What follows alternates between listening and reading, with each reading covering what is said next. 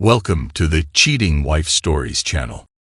The late afternoon sun cast long shadows across the immaculately manicured lawn of the Harmon estate in the Hamptons. Seth Harmon stood at the edge of his limestone patio, a crystal tumbler of scotch in his hand.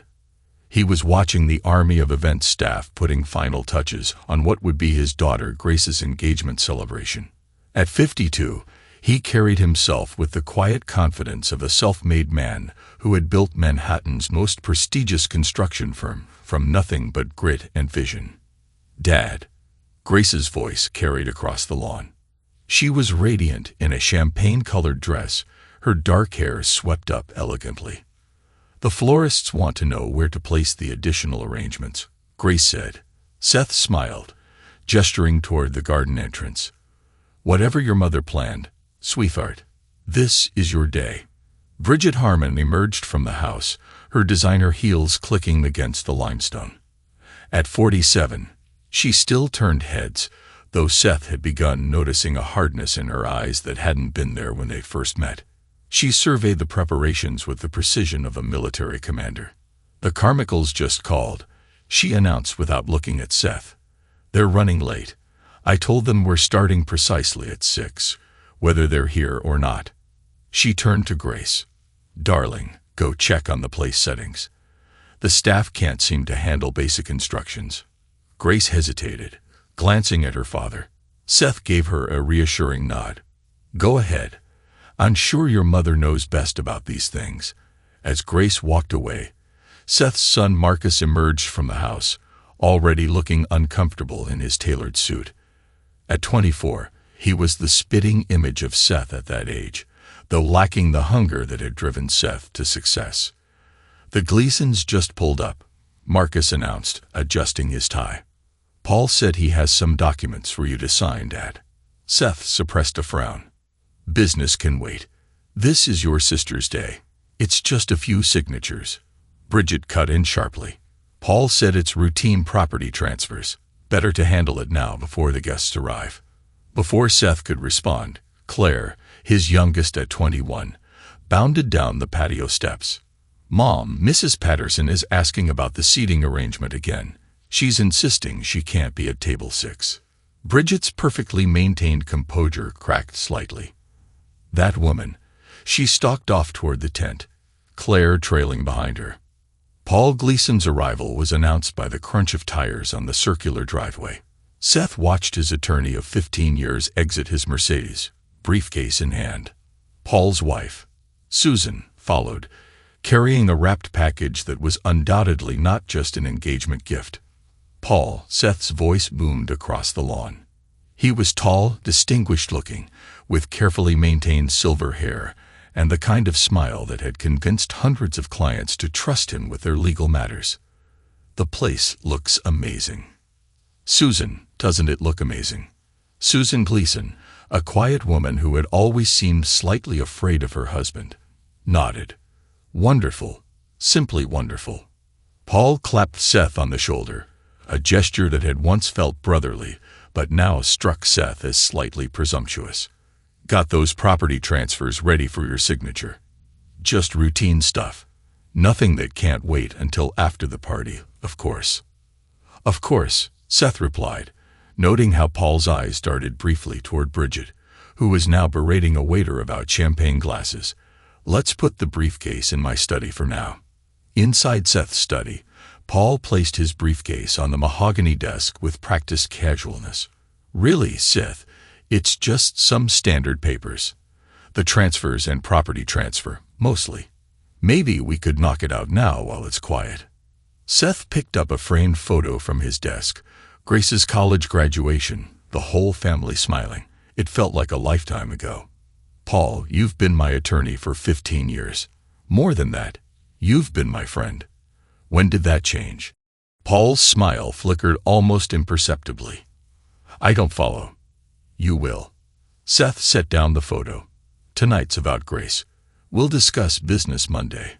A flash of annoyance and fear crossed Paul's face before his professional mask slipped back into place. Of course. Family first always." The study door opened, and Marcus entered. "Uncle Paul, Dad, Mom wants to know if you're done in here. Guests are starting to arrive. Paul's entire demeanor shifted as he turned to Marcus, and Seth noticed how his son's posture changed subtly, becoming more deferential. "Marcus, my boy, how's the legal internship treating you?" Paul asked. "It's amazing, Marcus," he gushed. "The partners say I'm showing real promise." "That's because you have a natural gift," Paul replied in a tone almost paternal, "and good mentoring." Of course, Seth watched this exchange with growing interest, filing away every nuance. "We should head out. Grace will want photos soon." The garden party was in full swing as the sun began its descent, casting a golden glow over the gathered guests. Seth moved through the crowd, playing the role of proud father and successful businessman. He accepted congratulations, discussed market trends with fellow CEOs, and kept one eye on his family's movements. He noticed how Bridget seemed to always know where Paul was, how their paths crossed just slightly too often to be coincidental. He observed Marcus hovering near Paul's social circle, laughing too loudly at the older man's jokes. Claire, usually so focused on her phone, kept glancing between her mother and Paul with what looked like nervous excitement. "Mr. Harmon," one of the waiters approached with the phone. "There's an urgent call from the Beijing office." Seth excused himself from a conversation about property values and headed toward the relative quiet of the rose garden. The call was brief, a minor crisis that his team could handle. But as he ended it, voices carried through the meticulously trimmed hedges. "Everything's going perfectly." Bridget's voice pitched low, but clear in the evening air. Seth moved silently closer to the hedge. "Patient as ever, my love," Paul's voice, followed by the unmistakable sound of a kiss. "We've been altering Seth's legal documents for years. The properties, the company shares several things in our names now." Seth's hand tightened on his phone, but he remained still and controlled.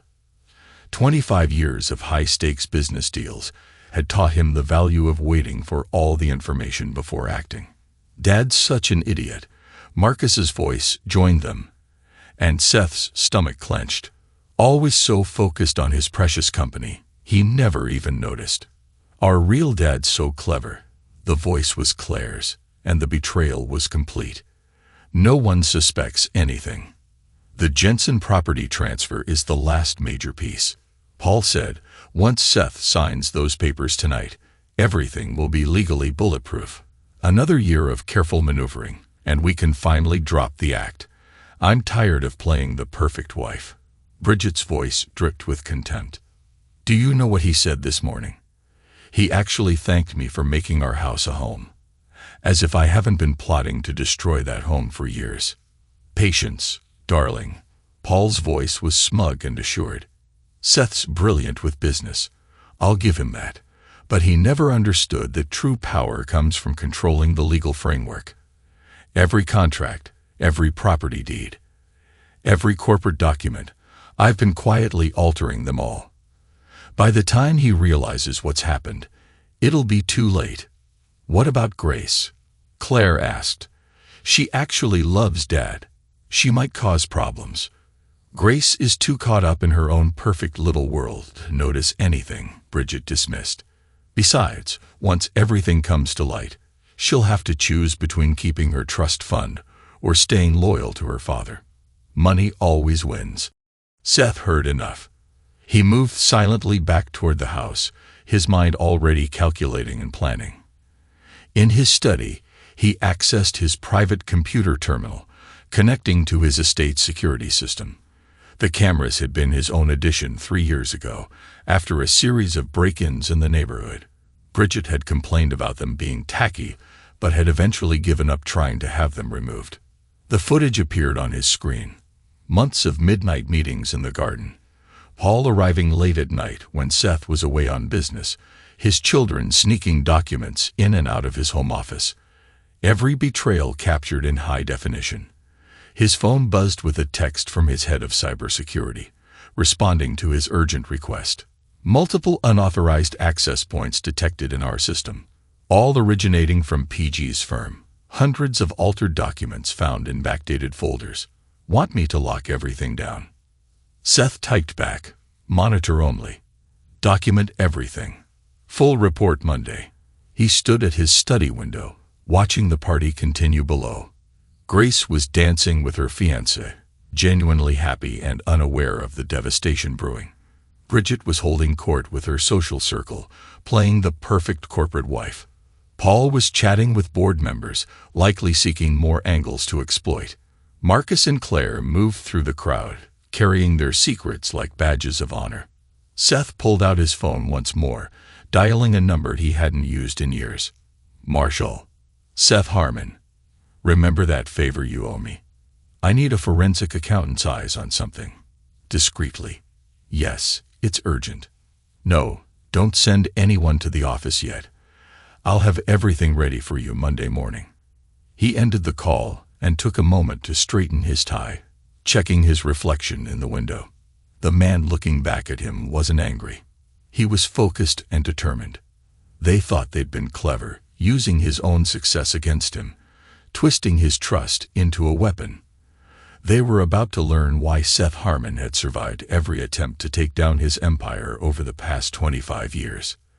The party continued below, his family's betrayal hidden behind smiles and champagne toasts. Seth straightened his shoulders and headed back to play his role, the unsuspecting victim, the fool they thought him to be.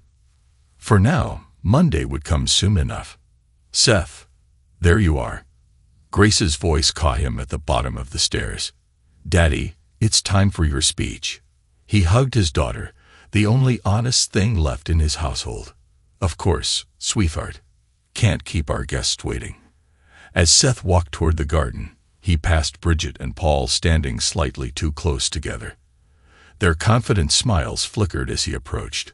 "Everything all right, Seth?" Paul asked in a solicitous tone. "You seemed distracted earlier." "Never better, old friend." Seth's smile was genuine, though not for the reasons they assumed. Monday morning arrived with the precision of a well-orchestrated plan. Seth Harmon sat in his corner office on the 48th floor of the Harmon Tower, watching Manhattan stir to life below. The weekend's events had crystallized into cold determination, his mind clear and focused. His executive assistant knocked once before entering. "Mr. Harmon, the State Bar Association's Ethics Committee is on line 1, and Marshall Summers arrived early. He's waiting in the conference room." "Thank you, Janet. Hold all other calls." Seth picked up the phone, his voice measured and authoritative. "Mr. Davidson." "Seth Harmon, thank you for taking my call on such short notice." The Ethics Committee chairman's voice crackled through the speaker. "Your message mentioned evidence of serious misconduct by Paul Gleason. Given your position in the business community, we're treating this with utmost priority. I'm sending over documentation now. My team has compiled evidence of systematic document alteration, fraudulent transfers, and egregious breaches of attorney-client privilege." Seth's mouse clicked through files as he spoke. "You'll find video evidence, digital forensics, and a complete audit trail." A pause on the line. Davidson received the files. "Then, my God, this is extensive. Mr. Harmon, this goes beyond simple misconduct. This is criminal conspiracy. I'm aware. I trust the Bar Association will handle this appropriately. We'll convene an emergency panel immediately. Mr. Gleason's license could be suspended by week's end, pending a full investigation." Seth ended the call and strode to the conference room. Marshall Summers, forensic accountant extraordinaire, sat surrounded by laptops and documentation. At 60, with wire-rimmed glasses and a prosecutor's demeanor, he'd built his reputation by untangling the most complex financial frauds. "Seth," Marshall stood, extending his hand. "I've been reviewing the preliminary data since your call. This is sophisticated work. They've been building this trap for years. Show me." Marshall pulled up a series of diagrams on his laptop. "Paul created a network of shell companies, all registered in your wife's maiden name or through proxy owners. Each time he handled a property transfer for your legitimate business, he created a shadow transaction." Seth studied the complex web of arrows and corporate entities. The Jensen property, that would have been the crown jewel. Marshall pointed to a highlighted section. Sign those papers and ownership of your entire commercial portfolio would have shifted to their control within 6 months. Clean, legal, and virtually irreversible without proving fraud, which is exactly what we're going to do.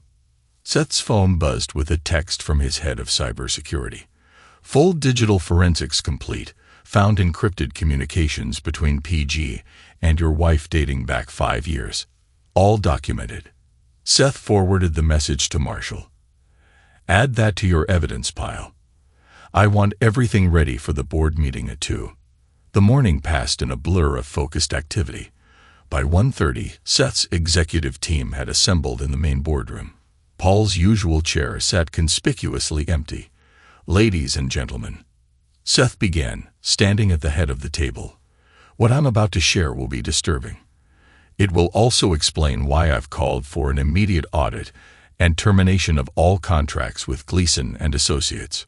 The presentation was methodical and devastating. With each revealed document, each played recording, the board members' expressions shifted from confusion to shock to anger. This exposure puts us all at risk, Gerald Matthews, head of legal compliance, stated flatly. Every contract Paul Gleason touched needs to be reviewed. Already in progress, Seth assured them. I've engaged Marshall Summers to lead the forensic audit, but there's more. He played the surveillance footage from his home, showing the midnight meetings and conspiracies hatched in his own garden. Several board members visibly recoiled at the betrayal's personal nature. My God, Seth, Patricia Chun, his longest-serving board member, whispered, your own family. Business first. Seth cut off any sympathy. I need unanimous board approval to sever all ties with Gleason and Associates and initiate legal proceedings. The vote was immediate and unanimous. Across town, Paul Gleason sat in his corner office, unaware of the approaching storm. His secretary buzzed through. Mr. Gleason, the State Bar Association is here. They say it's urgent. Paul straightened his tie, confident in his ability to handle any legal challenge. The confidence evaporated as 3 stern-faced committee members entered, followed by 2 forensic IT specialists. Mr. Gleason, the lead investigator began. We have evidence of serious ethical violations and potential criminal conduct. We'll need your computers and access to all client files. This is ridiculous, Paul blustered on. Whose authority do we have? We have documented proof of fraudulent document alteration, misuse of client trust accounts, and conspiracy to commit fraud. The investigator's voice was implacable. Your license is suspended, effective immediately, pending our investigation. Paul's law partners gathered in the conference room, watching through the glass walls as IT specialists began imaging his hard drives. Did you know about this? Thomas Reynolds, the founding partner, demanded of the others. Any of it. Heads shook in mute denial. He has to go, Reynolds decided. Now, before this takes down the whole firm. In the Hamptons, Bridget Harmon was holding court at her weekly tennis club luncheon when her phone buzzed. The text from Paul sent ice through her veins. Bar Association here. They know everything. Seth knows. Delete everything now. Her hand trembled as she set down her mimosa. Around her, her social circle continued their mindless chatter about renovations and summer plans. Bridget's friend Catherine touched her arm. You've gone quite pale. I need to go. Bridget stood abruptly. Family emergency. She was halfway to her car when another text arrived. This one from Marcus. Mom, firm putting me on immediate leave. Claire's text followed seconds later. Dad knows. Henderson Law School called about irregularities in my application. What do we do? Bridget's perfectly managed world was unraveling with terrifying speed. She tried calling Paul, but his phone went straight to voicemail. Her next call was to their private banker in the Cayman Islands. I'm sorry, Mrs. Harmon. Those accounts were closed last week. Mr. Gleason had full authorization. Bridget's manicured nails dug into her steering wheel. Paul had betrayed me. After all our careful planning, he'd taken the money and was probably planning to blame everything on me. Back at Harmon Tower, Seth received another update from his team. He allowed himself a small smile as he read the reports of Paul's suspension, the chaos at his firm, the freezing of offshore accounts. His phone lit up with Bridget's name. He let it ring through to voicemail. Grace appeared in his office doorway, her face pale but composed. "Dad, can we talk?" Seth gestured to a chair. His daughter sat, her engagement ring catching the afternoon light. "Grace, concerned about the wedding. What do you want to do?" Grace met his eyes directly. "I want to know the truth. All of it." Seth pulled out a file and handed it to her. "Read it. Take your time. Then decide." As Grace read, her composed expression crumbled. Mom and Paul. All this time. And Marcus and Claire knew. Yes. The engagement party. They were using it as cover to get you to sign those documents. Yes. Grace's hand shook as she closed the file. "I'm postponing the wedding. Thomas understands. I can't celebrate while our family is torn apart like this. You're not responsible for their choices," Seth said firmly. "I know." Grace stood, straightening her shoulders in a gesture so like her father's. "I'm going to call Thomas' parents myself. They deserve to hear it from me." Seth watched her leave, pride mixing with his cold anger. At least one of his children had inherited his integrity. His intercom buzzed. "Mr. Harmon, Mr. Summers has the complete forensic report ready for your review. Send him in." Marshall entered with a thick binder and a grim expression. "It's worse than we thought. Paul wasn't just helping your wife. He was skimming from every account he touched. The man's been running a sophisticated fraud scheme across multiple clients." "Perfect." Seth's smile was shark-like. "Send copies to the Bar Association and the District Attorney's Office. Already done." "Seth," Marshall hesitated, "your wife's involvement is extensively documented. This will destroy her. She destroyed herself." Seth turned to the window, his reflection hard and clear in the glass. "She just doesn't know it yet." The rest of the week unfolded like a perfectly executed business plan. Paul's law partners, desperate to save their firm's reputation, voted to remove him completely. The Bar Association fast-tracked their investigation, uncovering more evidence with each passing day. Marcus found himself escorted from the law offices, his promising career evaporating as the scandal grew. Claire's acceptance to law school was rescinded, pending an investigation into her role in the document fraud. Bridget's carefully cultivated social circle began to dissolve as details leaked. Her text messages became increasingly desperate. "Seth, we need to talk. Please, let me explain. You're destroying our children's futures." He left them all unanswered. Paul tried calling an emergency meeting with his partners, but they refused to see him. His access cards were deactivated, his emails redirected, his name already removed from the firm's website. In a final act of desperation, Paul showed up at Seth's office unannounced. "Mr. Gleason is here." Janet's voice was professional but concerned. "He's quite insistent." "Send him in." Paul burst through the door, his usual polish cracking. "Seth, be reasonable.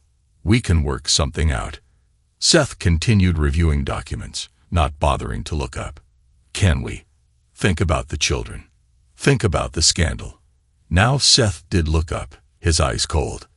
"Like you thought about them when you were sleeping with my wife, when you were teaching my son how to commit fraud, when you were helping my daughter lie on her law school applications.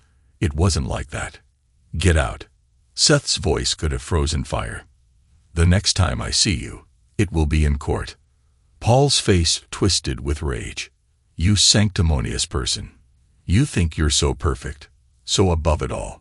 Bridget came to me because you were always too busy with your precious company to notice her. And now I'm using that precious company to destroy you." Seth pressed his intercom. "Security, please escort Mr. Gleason from the building. Permanently." As Paul was led away, Seth received one final text from his head of cybersecurity. "Found it. Offshore accounts emptied last week. All money transferred to a private account in PG's name only. Your wife got played. Seth allowed himself a moment of grim satisfaction. They had thought him a fool, too focused on business to see their betrayal. Now they would learn that business had taught him exactly how to handle traitors. The sun set over Manhattan, casting long shadows through Seth's office windows. In the growing darkness, he reviewed Marshall's final report, preparing for the next phase of his counterattack. There would be no compromise, no negotiation, no mercy. They had chosen their path. Now they would face the consequences. The State Bar Association's hearing room fell silent as the final verdict was read.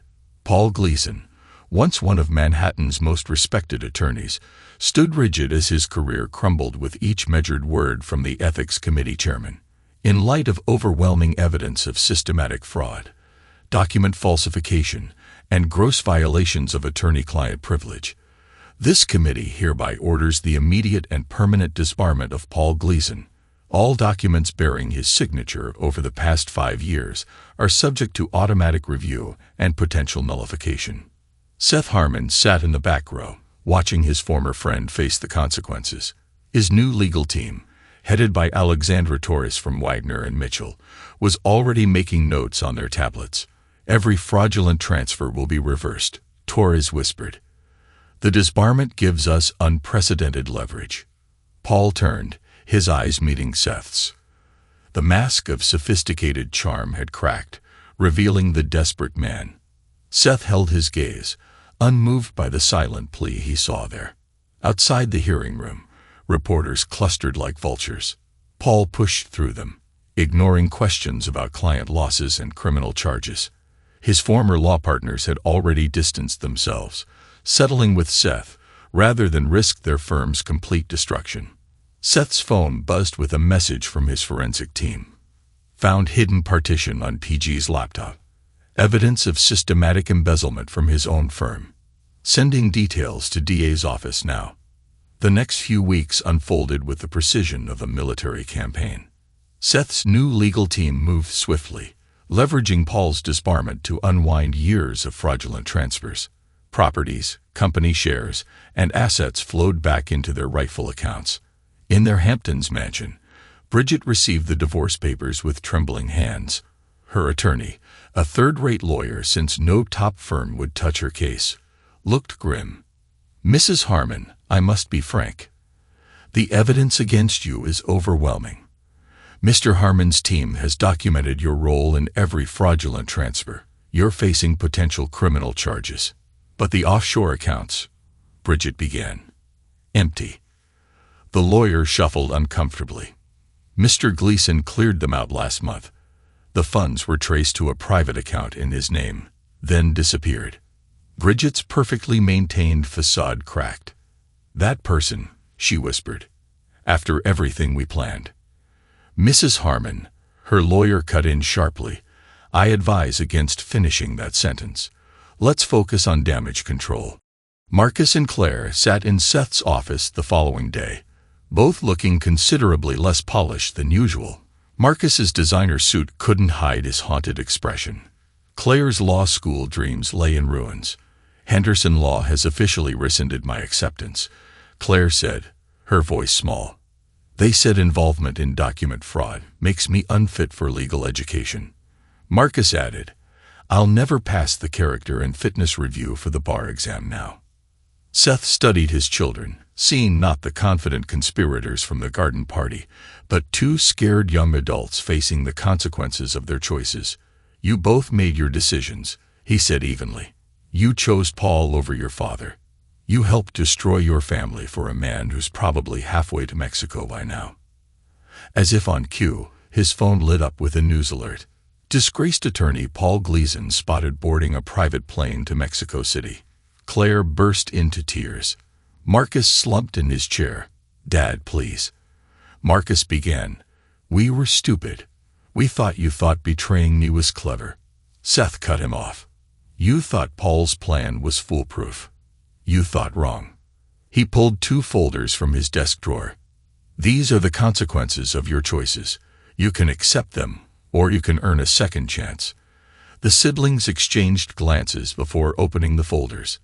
Inside each was a detailed program, ethics courses, community service requirements, and strict conditions for future education funding. "This is your one opportunity for redemption," Seth continued. "Complete these requirements, prove you've learned from this disaster, and I'll consider supporting your education again. Fail, and you're on your own." Grace knocked on the door, entering when Seth nodded. Unlike her siblings, she carried herself with quiet dignity. "The Hendersons send their regards," she said. "They understand postponing the wedding." "Thomas still wants to move forward when the time is right." Seth allowed himself a small smile. "You're the only one who maintained your integrity. Grace, I'm proud of you." Marcus and Claire couldn't meet their sister's eyes. Across town, Bridget's social circle was evaporating faster than summer rain. The scandal had spread through Manhattan's elite like wildfire, fueled by the salacious details of her affair and fraud. "I simply can't see you at the charity gala," Catherine, her former tennis partner, said over the phone. "You understand, of course, the optics." One by one, invitations were rescinded. Country club membership temporarily suspended. Calls went unreturned. Then came the news that destroyed her last hope of salvaging anything from the wreckage.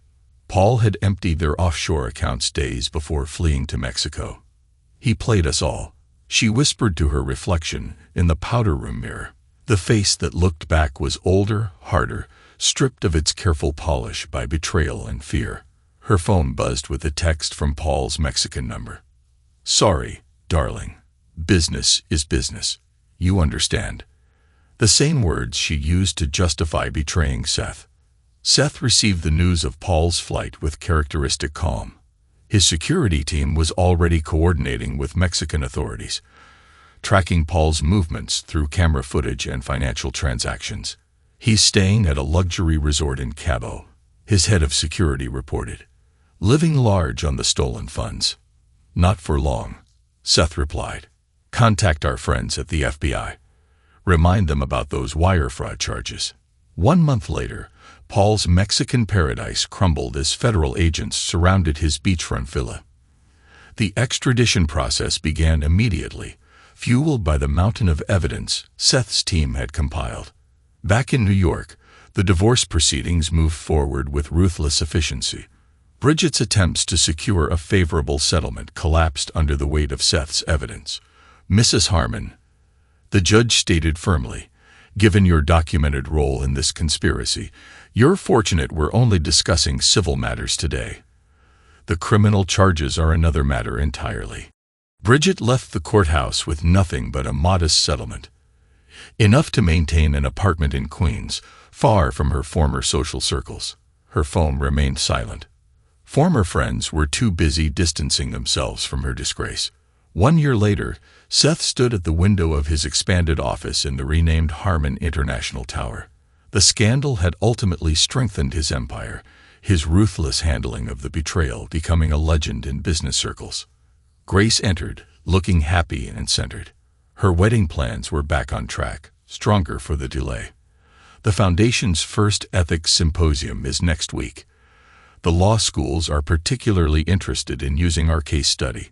Seth nodded. The Harmon Foundation for Corporate Ethics had emerged from the ashes of betrayal, turning personal pain into professional purpose. How are Marcus and Claire progressing? Claire's community service at the legal aid office is changing her perspective. Marcus, his team completed the Boston project under budget. "He's actually good at this, Dad. Better than he ever was at law." Claire has taken longer to find her way.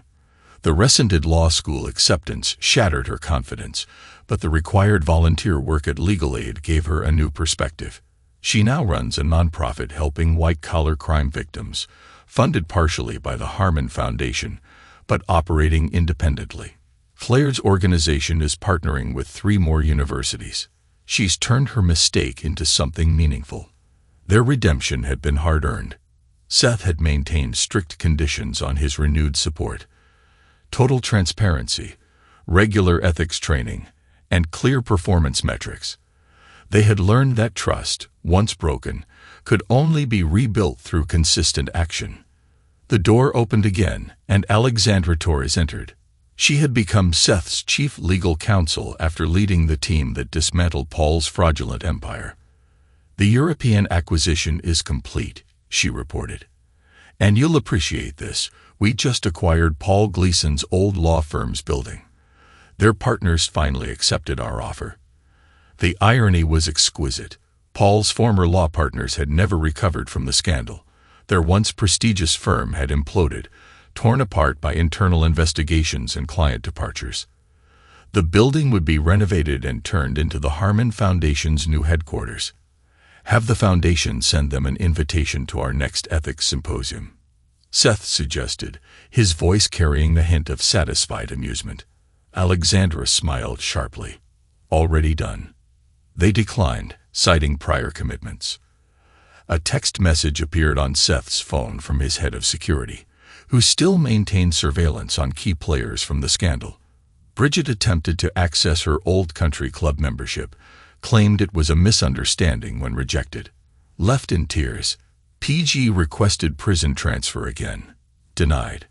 Claims harassment from other inmates who lost money in his schemes. Seth archived the message without comment. Their suffering held no pleasure for him. It was simply the natural consequence of their choices.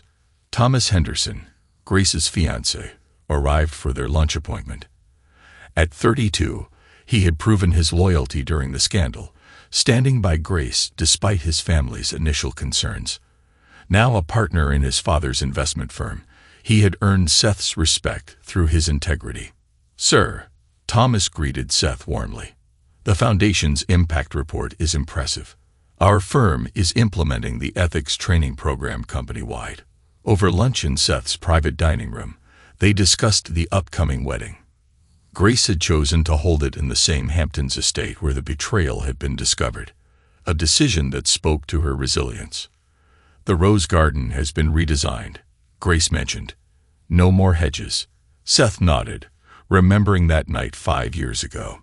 "The garden where I overheard their conspiracy has been transformed into an open space filled with flowers. No more hidden corners for secret meetings." Later that afternoon, Seth visited the Harmon Foundation's offices. The walls were lined with case studies, including a detailed analysis of Paul Gleason's downfall titled "The Price of Betrayal: Ethics, Trust, and Consequences in Corporate Law." The Foundation's executive director, a former federal prosecutor, updated him on their latest initiatives. "We've had requests from law schools across the country. Your story has become the definitive case study in professional ethics." "Any word from Henderson Law School?" Seth asked, thinking of Claire's rescinded acceptance. "They've adopted our full curriculum." Their dean specifically cited the Gleason case as a turning point in their ethics education. The day's final meeting was with his expanded board of directors. The company had tripled in size since the scandal. Seth's decisive handling of the crisis had attracted investors impressed by his integrity and strength. "The European acquisition makes us the largest construction firm in the Western Hemisphere," his CFO reported. "Our ethical business practices have become a major selling point." After the meeting, Seth worked late into the evening, reviewing reports and planning future expansions. His empire had been built on skill and transformed by betrayal into something even stronger. A news alert popped up on his screen. Former Society Queen Bridget Carlton, formerly Harmon, denied loan application. Sources say credit ruined by fraud charges. In her tiny Queen's apartment, Bridget stared at her reflection in a cheap mirror, barely recognizing the woman she had become. Her designer clothes were long gone, replaced by off-the-rack basics. Her once perfect manicure was self-maintained, her hair showing strands of gray. She could no longer afford to color professionally. Her phone, no longer the latest model, showed a message from her current lawyer. Petition to modified divorce settlement denied. Judge cited ongoing evidence of fraud participation. She had tried dating, but background checks in the digital age were thorough. Every potential relationship had ended when her past emerged. The wealthy men she had once attracted now avoided her like poison.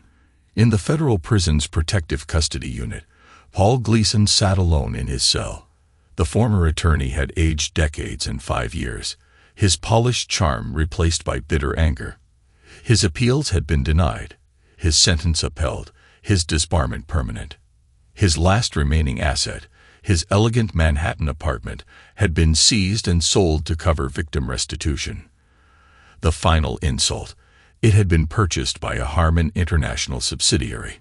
Marcus visited the construction site of his latest project, proudly wearing a hard hat with his team leader badge. He had discovered a talent for actual work, earning respect through competence rather than connections. Mr. Harmon, his crew called him, none of them knowing or caring about his relationship to the company's founder. He preferred it that way. Claire hosted a seminar for fraud victims, her own experience lending authenticity to her guidance. Her organization had helped hundreds of families recover from white-collar crimes. Her past mistake transformed into a mission. In the Hamptons estate, Grace reviewed wedding plans with her future mother-in-law, their relationship stronger for having weathered the scandal together. The Henderson family had come to admire her loyalty and integrity during the crisis. And in his office high above Manhattan, Seth Harmon watched the city lights emerge as evening fell. The betrayal that was meant to destroy him had instead revealed his true strength. His business empire was larger, his reputation stronger, his legacy secured. On his desk sat a framed quote, installed after the scandal: "Trust must be earned, but betrayal must be answered with the full force of the law." It had become the Harmon family's new motto, a reminder that integrity was not merely a virtue, but a force that could reshape destinies. The betrayers had aimed to steal his empire. Instead, they had helped him build a dynasty. The sun set over Manhattan, casting long shadows through Seth's office windows. In the gathering darkness, he reviewed plans for his next acquisition. The past was settled, justice had been served, and the future stretched out before him, bright with possibility. Trust, once broken, could never be fully restored, but wisdom, earned through betrayal, could build something far greater than what was lost. Seth Harmon had learned that lesson well, and so had everyone who had ever underestimated him. Thanks to everyone who took the time to listen to today's stories. If you enjoyed it, please consider liking and subscribing if you haven't already. Feel free to share your thoughts on the events in the comments below. Take care.